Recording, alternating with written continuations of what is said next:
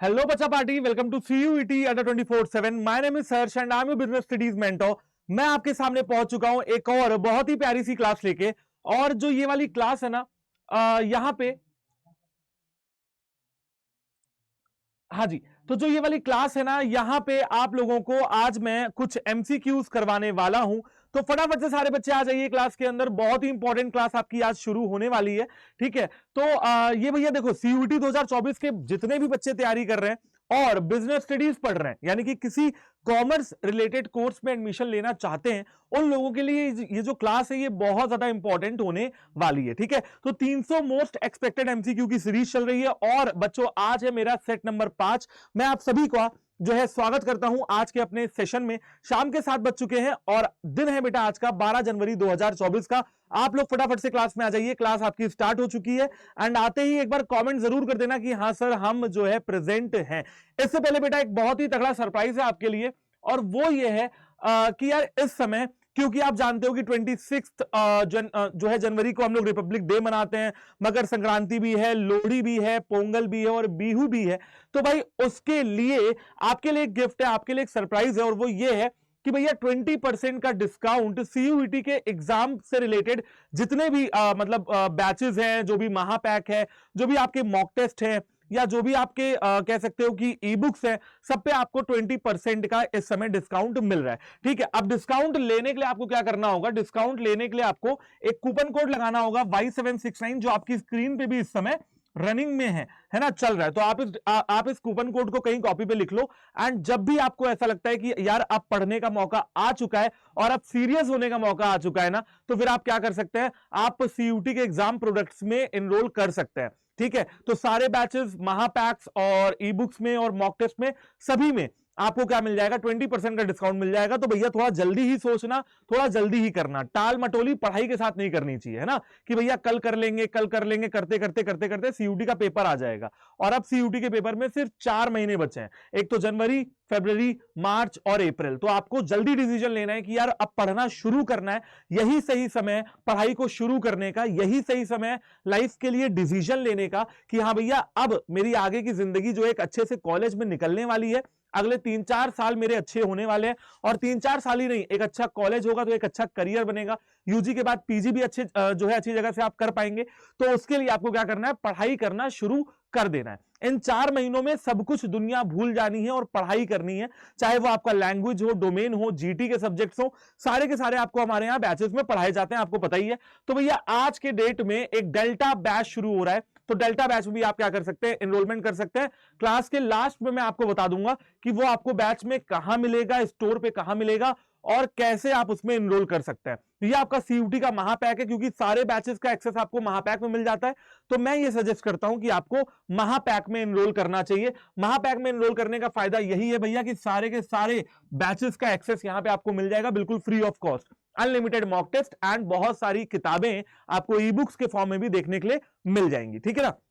Okay, तो चलो यार आते हैं और शुरू करते हैं अपना क्वेश्चन नंबर 1। अपना आज का जो सेशन है वो अच्छे तरीके से शुरू करते हैं। जो हमारा सेशन है ना आज का भैया, यहां पे भी आपको मिक्स्ड क्वेश्चन देखने के लिए मिलेंगे। शुरुआत के 2 लेक्चर में मैंने आपको डायरेक्टिंग कराया था, स्टाफिंग कराया था और फाइनेंशियल मैनेजमेंट से भी क्वेश्चन लाया था, बट अब मैं आपके लिए मिक्स्ड क्वेश्चन लेके यहां पे आ रहा हूं। ठीक है, तो ये है आपका आज का question. Which of the following activities lies with in the scope of consumer protection? इनमें से कौन सी एक्टिविटीज कंज्यूमर प्रोटेक्शन के स्कोप के अंदर आती हैं? इनमें से कौन सी एक्टिविटीज कंज्यूमर प्रोटेक्शन के स्कोप के अंदर आती हैं? देखो बेटा, कंज्यूमर प्रोटेक्शन कंज्यूमर्स को सेफगार्ड करने की, उनको प्रोटेक्ट करने की, उनको एजुकेट करने की और उनको अवेयर करने की बात करता है। कंज्यूमर प्रोटेक्शन कंज्यूमर्स को सेफगार्ड, एजुकेट, अवेयर करने की बात करता है, उनकी नॉलेज बढ़ाने के बारे में बात करता है कि जो हमारे आज के कंज्यूमर्स हैं, जैसे मैं, जैसे आप, हम लोग अवेयर हो पाए। किसके बारे में सर? अपनी राइट्स एंड रिस्पॉन्सिबिलिटीज के बारे में। तो भैया आंसर आना यहां पे शुरू हो चुका है। अब बच्चे ये कह रहे हैं कि सर यहां पे हम कंज्यूमर्स को एजुकेट भी करते हैं। बिल्कुल सही बात है सर, हम कंज्यूमर्स को एजुकेट भी करते हैं about their rights and responsibilities. हम कंज्यूमर्स को हेल्प भी करते हैं in getting their grievances redress और protecting the interest of consumer. और हम कंज्यूमर के इंटरेस्ट को, बेटा इंटरेस्ट का मतलब समझ रहे हो, इंटरेस्ट का मतलब हम कंज्यूमर्स के हितों की सुरक्षा करने की यहां पे बात करते हैं। तो यहां पे कंज्यूमर प्रोटेक्शन के अंदर, जैसा कि आप लोग आंसर दे रहे हैं कि sir D will be your right answer, जी हां, तो भैया जितने भी बच्चे हमारे हैं जो आंसर कह रहे हैं डी, वो बिल्कुल सही है। ठीक है, जितने बच्चे ये कह रहे हैं कि sir all of the above right answer होगा, तो बिल्कुल सही आपकी बात है, all of the above will be your right answer. ठीक है बच्चा पार्टी, क्यों? क्योंकि मैंने आपको बताया कि कंज्यूमर प्रोटेक्शन के अंदर सिर्फ कंज्यूमर को न्याय दिलाने की बात नहीं हो रही है भैया, कंज्यूमर के हितों की सुरक्षा करना, कंज्यूमर के लिए rights and responsibilities banana, consumer को हेल्प करना और कंज्यूमर को एजुकेट करना। भाई आप देखो, आप सीयूटी की तैयारी कर रहे हो, आप क्लास 12th में थे, तो आपको कंज्यूमर प्रोटेक्शन एक्ट 2019 के बारे में पढ़ाया गया, 1986 के बारे में पढ़ाया गया। क्यों? ताकि आप लोग भी अवेयर हो पाए अपने कानूनों के बारे में, अपने राइट्स और रिस्पॉन्सिबिलिटीज के बारे में। ठीक है बच्चा पार्टी, तो आई होप कि आपको यहां तक समझ में आया होगा और पहला क्वेश्चन आप बिल्कुल क्लियर कर पाए होंगे।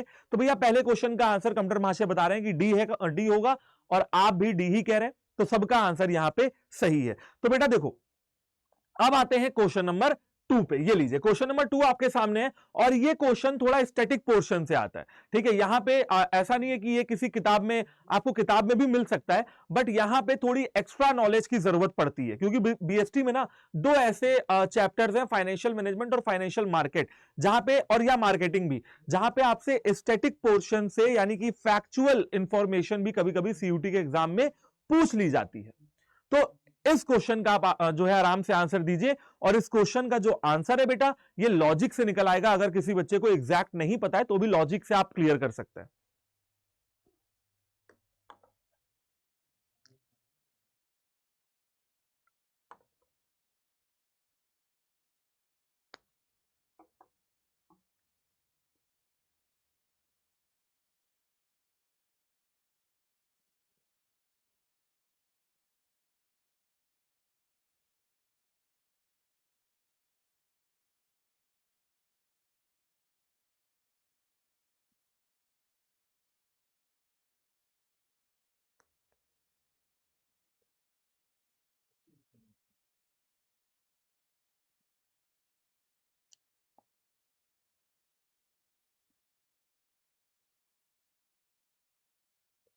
हाँ भाई, तो बच्चों ने यहां पे अलग अलग तरीके के आंसर देना शुरू कर दिए। बेटा मैं आपको बताता हूं क्या लॉजिक लगा के आप इस क्वेश्चन को सॉल्व कर सकते थे। क्वेश्चन आपसे क्या पूछ रहा है, the regulatory body for the insurance companies in India is, insurance company जो इंडिया में है उनके लिए रेगुलेटरी बॉडी कौन सी बनाई गई है? आरबीआई। बेटा क्या आरबीआई इंश्योरेंस सेक्टर के लिए काम करती है? नहीं बेटा, आरबीआई को हम लोग कहते हैं central bank of India. RBI को क्या कहते हैं? Central bank of India. ठीक है, और इसी के साथ आरबीआई का फुल फॉर्म क्या होता है आपको पता है बहुत अच्छे से, रिजर्व बैंक ऑफ इंडिया। ठीक, सेबी की बात की जाए तो सेबी बेटा स्टॉक मार्केट को रेगुलेट करने वाली बॉडी है, और सेबी का फुल फॉर्म आपको पता है, क्या फुल फॉर्म है भाई सेबी का? Securities and exchange board of India. अब स्टॉक एक्सचेंजेस आपको पता है कहां आते हैं? सेकेंडरी मार्केट के अंदर आते हैं। ठीक है, तो ये भी इसका आंसर नहीं होगा। तो भैया बचा क्या? बचा आपका आईआरडीए। ठीक है, आईआरडीए, यानी कि option number C will be your right answer. तो जितने बच्चे सी कह रहे हैं ना वो बिल्कुल सही है। आईआरडीए यानी कि मैं आपको यहां पे फुल फॉर्म लिख दे रहा हूं, insurance and regulatory development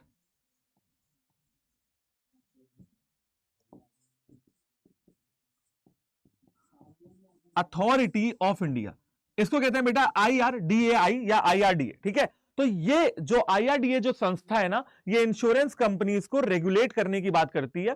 RBI, SEBI और स्टॉक एक्सचेंज का इंश्योरेंस सेक्टर से कोई लेना देना नहीं है। तो option C will be your right answer. बात करते हैं अगले क्वेश्चन की, which of the following is not a protective function of SEBI. बेटा जैसा कि मैंने आपको बताया कि सेबी यानी कि securities and exchange board of India जो है वो हमारे स्टॉक एक्सचेंजेस को, स्टॉक मार्केट को रेगुलेट करने का काम करती हैं।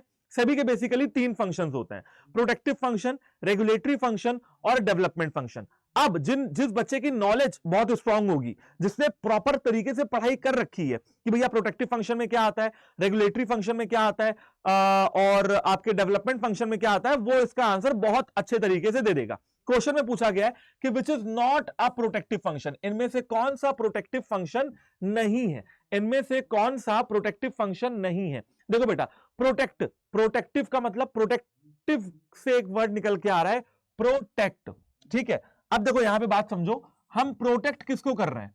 जब सेबी प्रोटेक्शन की बात करती है तो प्रोटेक्ट करती है इन्वेस्टर्स को, इन्वेस्टर्स की राइट्स को और इन्वेस्टर्स के इंटरेस्ट को, ठीक है। अब इन्वेस्टर्स को प्रोटेक्ट करने के लिए, उनको सुरक्षा प्रदान करने के लिए फ्रॉडलेंट और अनफेयर ट्रेड प्रैक्टिसेस को खत्म करना होगा, है ना भाई। देखो आज के जमाने में फ्रॉड बहुत हो रहा है, ठीक है। अब स्टॉक एक्सचेंजेस में भी फ्रॉड वगैरह बहुत होते हैं, ठीक है। जैसे आपने देखा होगा, सुना होगा हर्षद मेहता का स्कैम जो कि 1992 में हुआ, तो वहां पे भी आपने देखा कि भैया फ्रॉड बहुत हो रहे हैं, अनफेयर ट्रेड प्रैक्टिसेस जो है अपनाई जा रही हैं, तो उनको रोकना ये सभी का प्रोटेक्टिव फंक्शन होता है। क्यों? क्योंकि ये डायरेक्टली लिंक्ड है इन्वेस्टर प्रोटेक्शन से, तो ये तो प्रोटेक्टिव फंक्शन है। कंट्रोलिंग इनसाइडर ट्रेडिंग, बेटा इनसाइडर ट्रेडिंग को कंट्रोल करना ये भी प्रोटेक्टिव फंक्शन में आता है। इनसाइडर ट्रेडिंग का मतलब क्या होता है समझ रहे हो? इनसाइडर ट्रेडिंग का मतलब क्या है बच्चों, कि भैया जो भी कह सकते हैं ना कि जो कंपनी के अंदर की इंफॉर्मेशन लीक करके स्टॉक एक्सचेंज में फायदा उठाया जाए, कंपनी की अंदर की information, insider trading, inside word से आपको समझ में आ रहा होगा। तो ये भी बेटा क्या हो जाता है, ये भी आपका प्रोटेक्टिव फंक्शन हो जाता है, ये भी आपका प्रोटेक्टिव फंक्शन हो जाता है। Regulation of take over bid by companies, promotion of fair practices, fair practices का प्रमोशन करना और स्टॉक एक्सचेंजेस के लिए कोड ऑफ कंडक्ट निकालना, यह भी सभी का प्रोटेक्टिव फंक्शन होता है। तो बच्चों सभी का प्रोटेक्टिव फंक्शन कौन सा नहीं होता है? Take over bid by company, जब एक कंपनी दूसरी कंपनी को खरीदती है, टेक ओवर करती है, तो उसके लिए बोली लगती है। बोली समझते हो? बिड, है ना।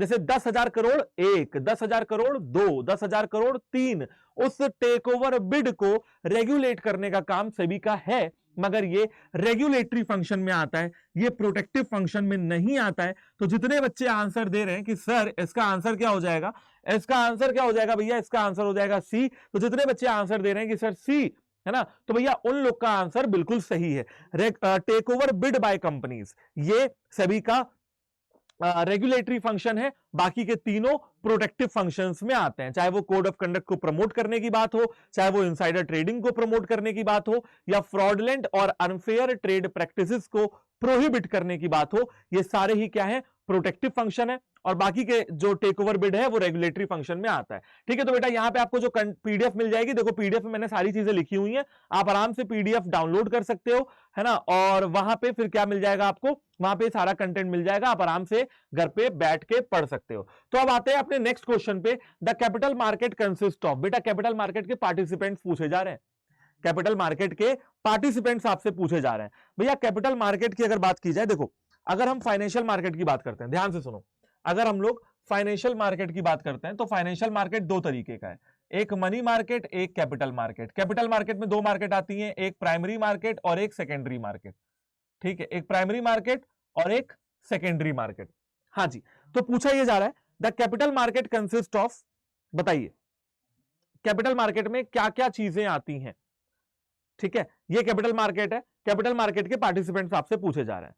जी हाँ, तो बच्चों का आंसर आना शुरू हो गया है कि sir all of the above इसका राइट आंसर होगा। देखो बेटा कैपिटल मार्केट में डेवलपमेंट बैंक भी आते हैं, ठीक है, कैपिटल मार्केट में डेवलपमेंट बैंक भी आते हैं, बिल्कुल सही बात है, कॉमर्शियल बैंक भी आते हैं, स्टॉक एक्सचेंजेस भी आते हैं, और ऑल ऑफ द अबव भी आते हैं, यानी कि ये इसका राइट आंसर हो जाएगा क्वेश्चन नंबर 4-5 का, जो भी है 4 या 5 है, उसका राइट आंसर क्या हो जाएगा, all of the above will be your right answer. Development bank जैसे कि आईडीबीआई, है ना, यानी कि industrial development bank of India, SIDBI यानी कि small industrial development bank of India, commercial bank तो आप जानते ही हो, बथेरे कॉमर्शियल बैंक है, पीएनबी, है ना, ICICI, axis bank, okay, HDFC bank, है ना, एसबीआई, और आपके बहुत सारे हैं, देना bank, Vijaya bank, Canara bank, ये सारे बैंक हो गए जो कॉमर्शियल बैंक हो गए, ये भी आते हैं स्टॉक इसमें स्टॉक मार्केट में या कैपिटल मार्केट में। और स्टॉक एक्सचेंजेस तो बेटा आते ही हैं, जैसे बॉम्बे स्टॉक एक्सचेंज और नेशनल स्टॉक एक्सचेंज, तो बेटा ये भी क्या है,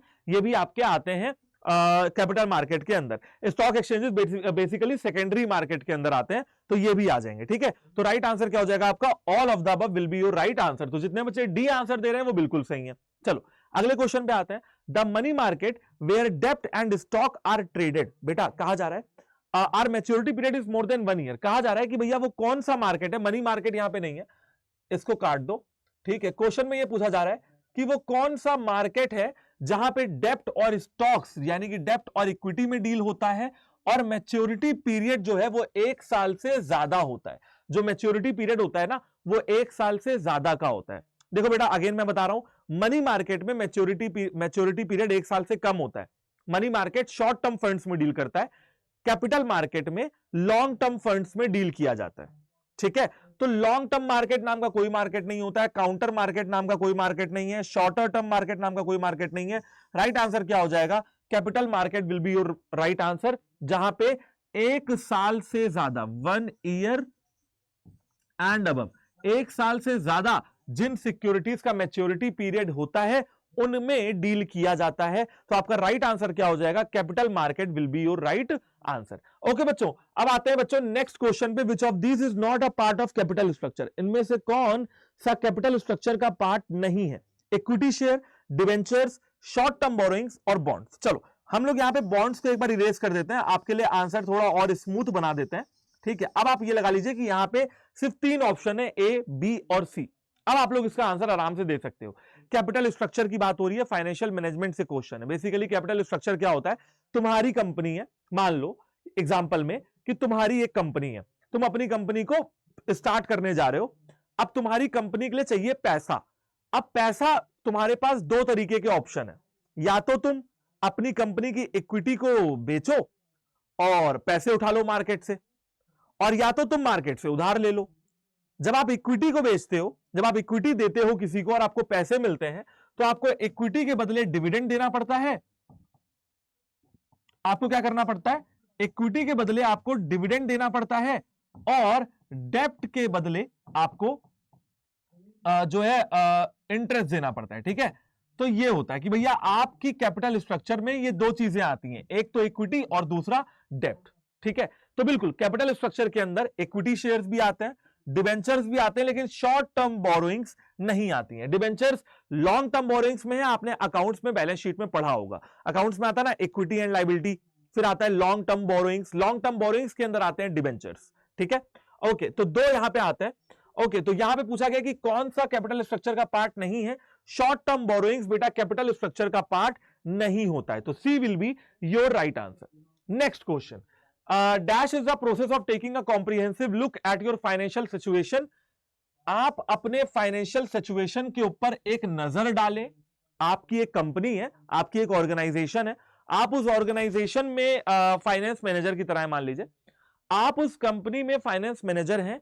आप अपनी कंपनी की फाइनेंशियल सिचुएशन पे यानी कि फाइनेंशियल स्थितियों पे एक नजर डाल रहे हैं और एक फाइनेंशियल प्लान बना रहे हैं अपने गोल्स को अचीव करने के लिए। क्या कर रहे हैं? एक फाइनेंशियल प्लान बना रहे हैं अपने गोल्स को अचीव करने के लिए। तो भैया ये सब कहां करते हैं? बताइए, ये सब कहां करते हैं? फाइनेंशियल मैनेजमेंट में करते हैं, कैपिटल बजटिंग डिसीजंस में करते हैं, डिविडेंड डिसीजंस में करते हैं, या फिर फाइनेंशियल प्लानिंग में करते हैं? अब सारे बच्चों की नजर जो है मुझे पता है यहीं पे है, तो बिल्कुल यही इसका राइट आंसर हो जाएगा। D will be your right answer.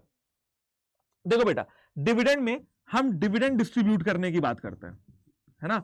Dividend distribute करने की बात करते हैं to shareholders, to shareholders. हम शेयर होल्डर्स को डिविडेंड डिस्ट्रीब्यूट करने की बात करते हैं डिविडेंड में। तो यहां पे तो फाइनेंशियल प्लानिंग जैसी कोई बात नहीं हो रही है।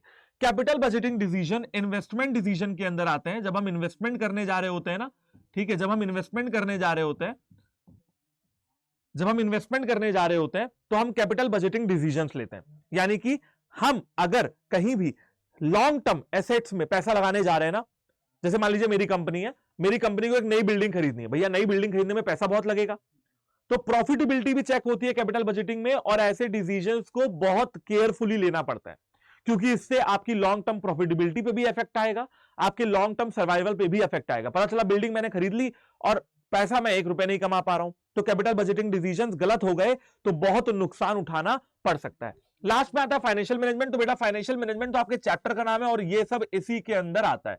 ठीक है, फाइनेंशियल मैनेजमेंट समझ लीजिए फादर है और ये सब इनके बच्चे हैं। ठीक है, तो फाइनेंशियल मैनेजमेंट आंसर नहीं होगा।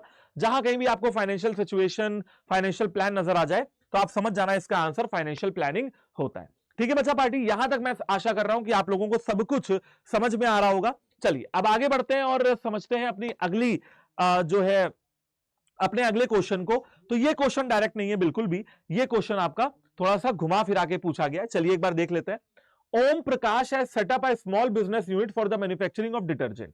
ओम प्रकाश नाम का एक इंसान है, उसने छोटी सी एक बिजनेस यूनिट सेटअप करी हुई है मैन्युफैक्चर करने के लिए। क्या चीज? Detergent. In order to market the detergent in the local residential areas, वो चाहता था कि उसका डिटर्जेंट जो है वो लोकल, जो लोग घरों में रह रहे हैं ना, रेसिडेंशियल एरिया यानी कि लोकल में जहां भी घर वर हैं, जहां भी फ्लैट वगैरह है, वहां पे उसका डिटर्जेंट बिके। तो उसने क्या किया, उसने 10 सेल्समैन की टीम को हायर किया, 10 सेल्समैन उसने बुलाए। Each salesman is expected to sell at least 200 units of the detergent. और हर सेल्समैन से कहा गया, देखो भैया 10 सेल्समैन आए, 10 सेल्समैन आए और एक सेल्समैन से कहा गया कि आप क्या करेंगे, 200 यूनिट बेचेंगे। बहुत बढ़िया, 200 यूनिट क्या करेंगे, बेचेंगे। तो टोटल इनका टारगेट क्या था कि 2000 यूनिट ये लोग बेच डालें। बहुत बढ़िया। तो ये हमसे क्वेश्चन में अभी तक इतनी इंफॉर्मेशन दी गई है। आगे देखते हैं क्या लिखा हुआ है। आगे लिखा हुआ है कि identify the point of importance of controlling. Okay, तो भैया यहां पे कंट्रोलिंग की इंपॉर्टेंस बताइए। देखो यार, बड़ी सिंपल सी बात है। होगा क्या कि जहां कहीं भी टारगेट की बात आती है ना, देखो जहां कहीं भी स्टैंडर्ड सेट किए जाते हैं, जहां कहीं भी ऑब्जेक्टिव सेट किए जाते हैं, जहां कहीं भी टारगेट सेट किए जाते हैं, तो ऐसा होगा ही होगा कि टारगेट 100% अचीव ना हो। अब आप सोचेंगे सर ये तो अधूरी इंफॉर्मेशन क्वेश्चन में दे रखी है, सर इस क्वेश्चन में तो पूरी बात बताई ही नहीं गई। नहीं बेटा, बताई गई है। कंट्रोलिंग में आपको इंपॉर्टेंस पूछा गया है, पहले आप उधर ले चलता हूं कि कंट्रोलिंग की तरफ ले चलता हूं आपको कि कंट्रोलिंग की बात कहां हो रही है। जहां कहीं भी स्टैंडर्ड सेट किए जाएंगे वहां पे डेविएशंस होती हैं, कमियां होती हैं। मैंने अपने लिए एक स्टैंडर्ड सेट किया कि मैं आज 10 घंटे पढ़ाई करूंगा, तो हो सकता है मैं 9 ही घंटे कर पाऊं, हो सकता है मैं 9.5 ही घंटे कर पाऊं। ठीक है, तो किसी ना किसी दिन क्या हो जाएगा, डेविएशंस अराइज होंगी। अब आप कंट्रोलिंग करते हो उन डेविएशंस को दूर करने के लिए, उन एरर्स को दूर करने के लिए, और आप क्या करते हो, करेक्टिव एक्शन लेते हो। इसलिए यहां पे कंट्रोलिंग की बात कही जा रही है। तो भैया देखो, यहां पे जो सब कुछ निर्भर करता है, देखो ओम प्रकाश जी को डिटर्जेंट बनाना था, ओम प्रकाश जी ने डिटर्जेंट बना दिया। अब सब कुछ डिपेंड करता है सेल्समैन के ऊपर। करेक्ट है, सेल्समैन के ऊपर। सेल्समैन अगर इफेक्टिव होगा तो बेच देगा 200 यूनिट, अगर इफेक्टिव नहीं होगा तो नहीं बेच पाएगा। करेक्ट है। तो यहां पे कंट्रोलिंग की इंपॉर्टेंस पूछी गई है, कुछ नहीं है। कंट्रोलिंग अगर आप करते हो तो आपका जो एम्प्लॉय है वो मोटिवेटेड फील करता है, एंड कंट्रोलिंग अगर आप करते हो तो आपका जो एम्प्लॉय है वो मोटिवेटेड फील करता है। ठीक है, वो अपने टारगेट्स को अचीव करने की कोशिश करता है। चलो, इस बार टारगेट अचीव नहीं भी हुए तो अगली बार करेगा। समझ गए? यहां पे एक्यूरेसी ऑफ स्टैंडर्ड्स की कोई बात नहीं हो रही है।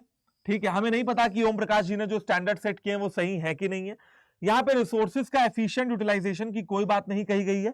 यहां पे कोऑर्डिनेशन इन एक्शन की भी कोई बात नहीं कही गई है। तो यहां पे बेटा एम्प्लॉय मोटिवेशन की बात हो रही है कि भैया अगर आपके जो एम्प्लॉइज हैं, जो सेल्समैन है, अगर वो टारगेट अचीव नहीं भी कर पाते हैं, कोई बात नहीं, आप कंट्रोलिंग करिए, पता लगाइए कि क्यों नहीं कर पाए, और फिर आगे जाके क्या करिए, उन टारगेट्स को अचीव करने के लिए एम्प्लॉइज को मोटिवेट करिए। ठीक है बच्चा पार्टी, अब आते हैं अपने नेक्स्ट क्वेश्चन पे। The controlling function brings the management cycle back to the.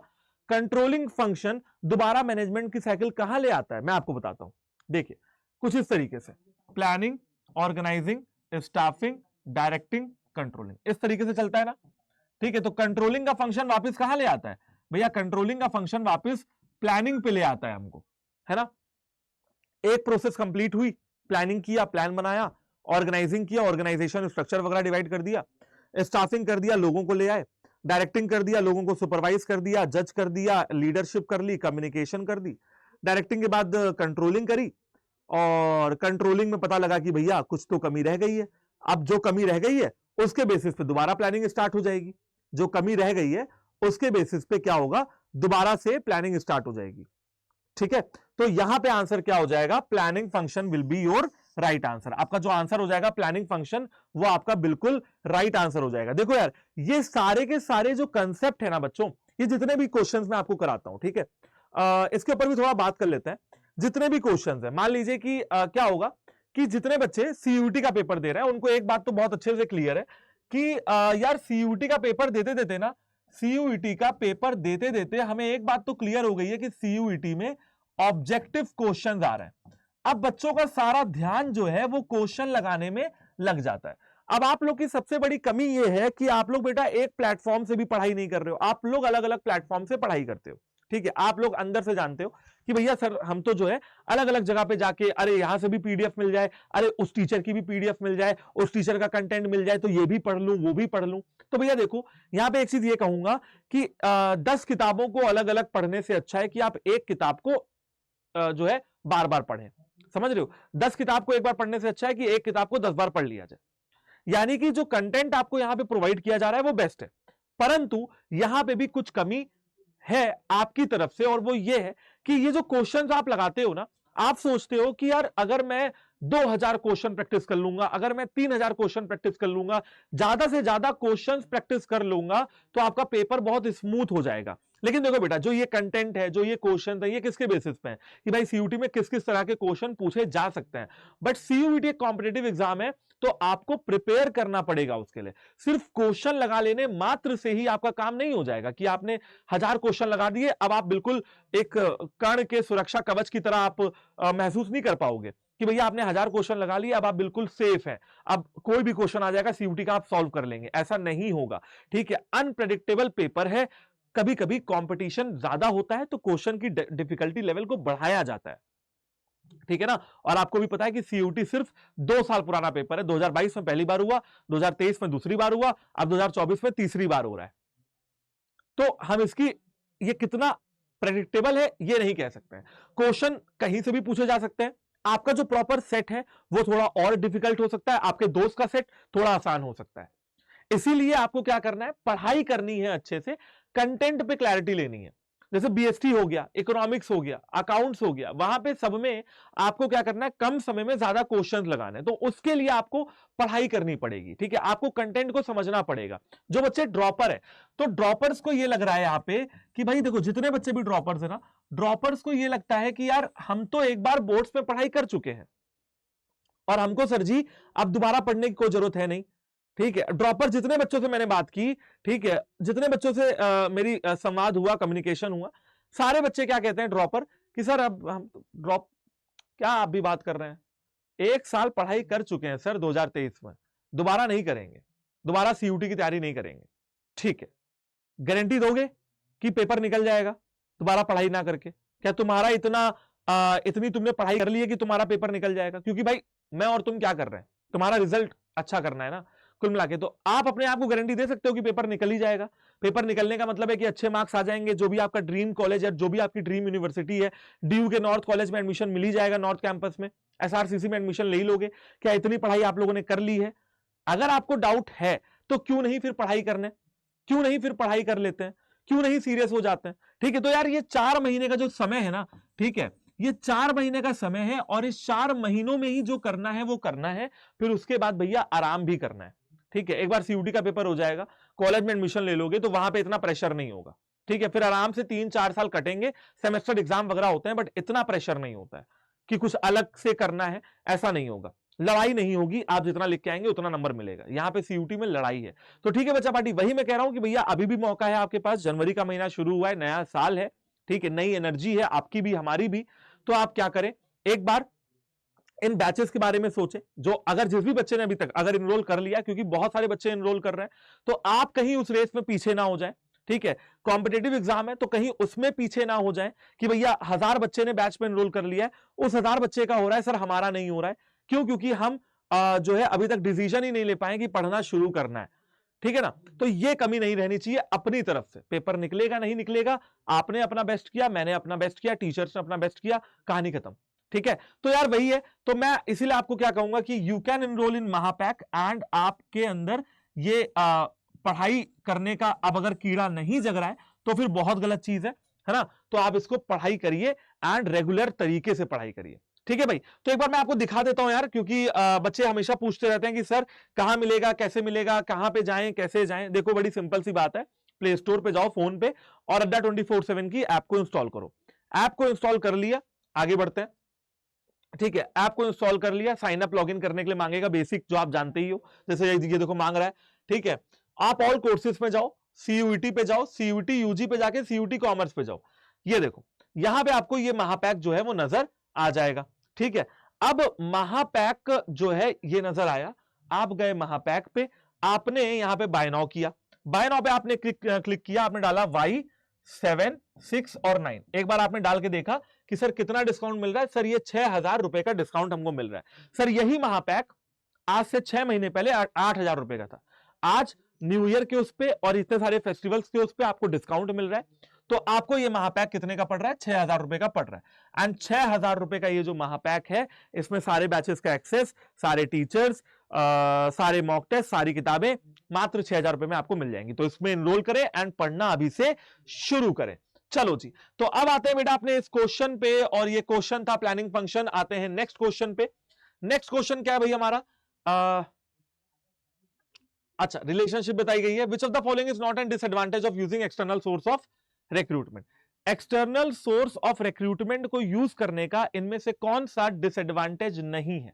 देखो इनमें से कौन सा डिसएडवांटेज नहीं है, डिसएडवांटेज नहीं है इसका मतलब कि पूछा जा रहा है कि इनमें से कौन सा एडवांटेज है, पूछा क्या जा रहा है कि इसमें से कौन सा एडवांटेज है, डिसएडवांटेज नहीं है इसका क्या मतलब,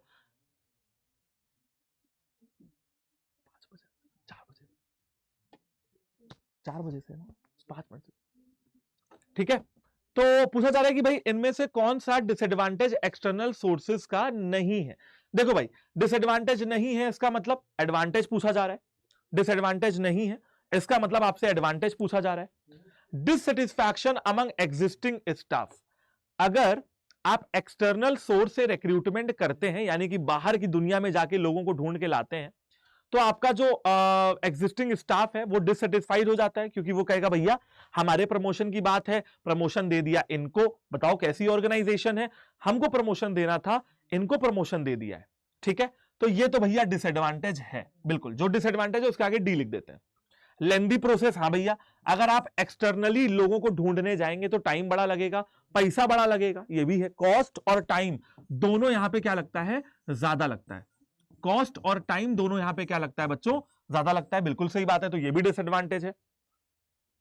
the scope for induction of fresh talent is reduced, जब आप एक्सटर्नली लोगों को ढूंढ के लाते हैं तो आपकी ऑर्गेनाइजेशन में न्यू ब्लड आता है, फ्रेश टैलेंट आता है, हाँ जी आता है सर, ठीक है ओके। और तो यहां पे तो लिखा हुआ है सर फ्रेश टैलेंट का स्कोप रिड्यूस हो जाएगा, सर ये तो यहां पे गलत लिखा हुआ है, ये डिसएडवांटेज नहीं है और ना ही ये एडवांटेज भी है, क्योंकि ये स्टेटमेंट ही गलत है। बहुत बढ़िया, तो भैया हमसे क्वेश्चन में पूछा गया था कि डिसएडवांटेज इनमें से कौन सा नहीं है, हमने बता दिया C will be your right answer of question number, मेरे ख्याल से 10वां 11वां क्वेश्चन होगा, ठीक है।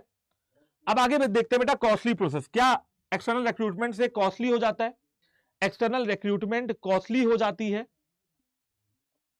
एक्सटर्नल रिक्रूटमेंट से काम करना बहुत कॉस्टली है, जी हाँ कॉस्टली है बेटा। नेक्स्ट क्वेश्चन देखते हैं, और ये आप देख सकते हो कि ये मैंने यहाँ पे गुड डे बिस्किट का या कोई कुकी का रखा हुआ है, ये आप लेबल देख सकते हैं, लेबल पे आप आराम से देख सकते हैं कि ये सारे कंटेंट वगैरह यहाँ पे बने हुए हैं, सारी चीजें लेबल में लिखी होती हैं, ingredients, content, how to use, ठीक है। तो अगला क्वेश्चन आपका यहाँ पे लास्ट क्वेश्चन है, the labelling of a pack of oats cookies explain how the product is beneficial in adding fiber to the diet, ठीक है। लेबल पे लिखा हुआ है कि किस तरीके से आपकी डाइट में फाइबर जुड़ेगा, ये लेबलिंग का कौन सा फंक्शन है, आपको फटाफट से इसका आंसर देना है।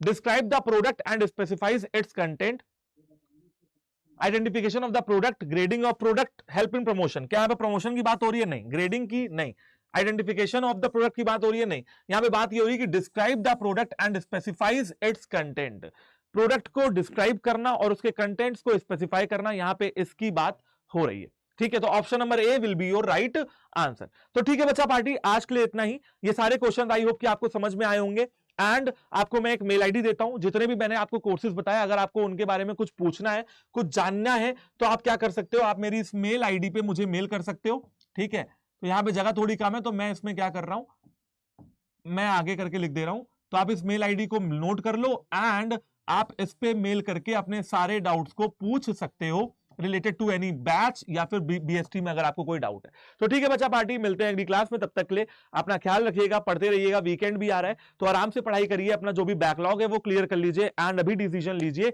कि आपको इन बैचेस में एनरोल करना है, क्योंकि भैया बार बार ये 20% ऑफ और ये सारे डिस्काउंट आपको देखने के लिए नहीं मिलता है। तो bye bye, take care, all the very best, Jai Hind and have a good day and have a happy weekend.